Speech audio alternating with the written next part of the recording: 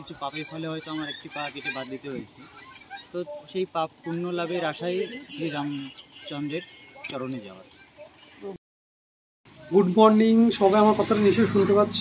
আজকে আমি একটা অন্য কোনো বিষয়ের ব্যাপারে কথা বলছি না, আমি একটা যে কথা বলছি যে আমাদের 22 তারিখে যে অযোধ্যায় যে শ্রী রামচন্দ্রের মন্দির প্রতিষ্ঠাতা হচ্ছে, সেই উপলক্ষে আমাদের গোবরডাঙ্গা থেকে একটা ছেলে, যার নাম সৌভিক, মাস্টার কলোনিতে বাড়ি, উত্তর 24 পরগনা গোবরডাঙ্গা মাস্টার কলোনিতে বাড়ি সৌভিক।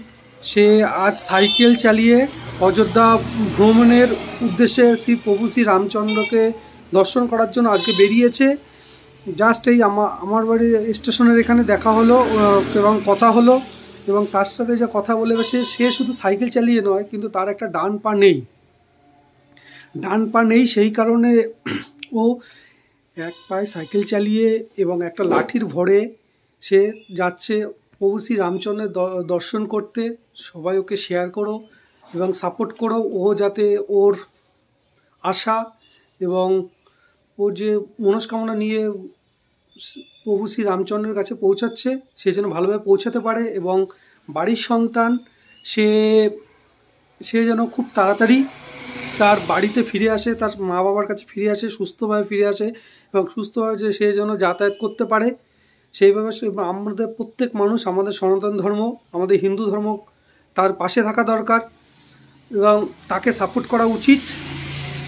আমি তার ডিটেলসটা যতটুকু পেরেছি আমি তার ভিডিওটা ক্যাপচার করেছি এবং আপনাদেরকে শেয়ার করব। আপনারা তাড়াতাড়ি ওকে সাপোর্ট করুন এবং ওকে ভালোবাসা দিন, ওকে আশীর্বাদ করুন, ও যাতে খুবভাবে সুস্থ হয়ে তাড়াতাড়ি বাড়ি ফিরতে পারে।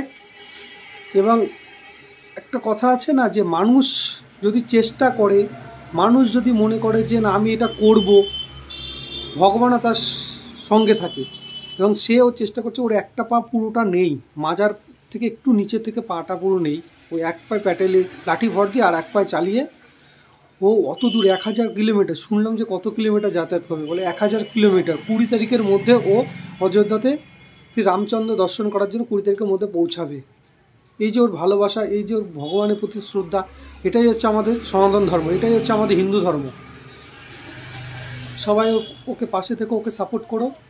টাটা, বাই বাই, দেখা হবে একটা নতুন ভিডিওতে। টাটা। কিছু পাপের ফলে হয়তো আমার একটি পা কেটে বাদ দিতে হয়েছে। তো সেই পাপ পুণ্য লাভের আশায় শ্রীরামচন্দ্রের চরণে যাওয়ার। তো বাড়ি থেকে জানিস তো? হ্যাঁ, বাড়ির মতামত কি হয়েছিল? বাড়ির মতামত প্রথমত দিচ্ছিল না, তারপরে বুঝিয়ে বললে পরে বললো ঠিক আছে যাও সাবধানে। একাই যাবে? না, আমার সঙ্গে আরেকজন আছে, ও চলে এসছে অলরেডি মন্দিরে, 2 জন। মানে কত সময় লাগবে, কী হয়ে যাবে? 11 দিন লাগবে, 20 তারিখের ভিতরে পৌঁছানোর টার্গেট আছে। যদি না পারে ওটা 22 তারিখের ভিতরে পৌঁছে যাবে। তুমি এই সিদ্ধান্তটা নিলে মানে কবে নিলে, কেন নিলে?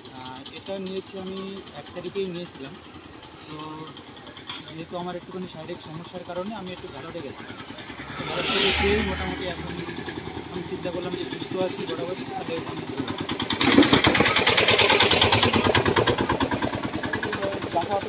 খরচা আছে দেখি এখন শ্রী রামচন্দ্রকে মোটামুটি হয়ে যাবে। ফেরার সময় ট্রেনে চলে আসে। আশা করি 25 তারিখের ভিতরে বাড়ি ঢুকতে পারবে। 22 তারিখ কাজ তো বুঝতে হবে। একাই সাইকেল যে কত কিলোমিটার রাস্তা রয়েছে? আনুমানিক 1000 কিলোমিটার। কবে রওনা দিচ্ছে, কবে? আজকে রওনা দিচ্ছি, টার্গেট আছে 20 তারিখের ভিতরে। আমার নাম সৌমিক গোল।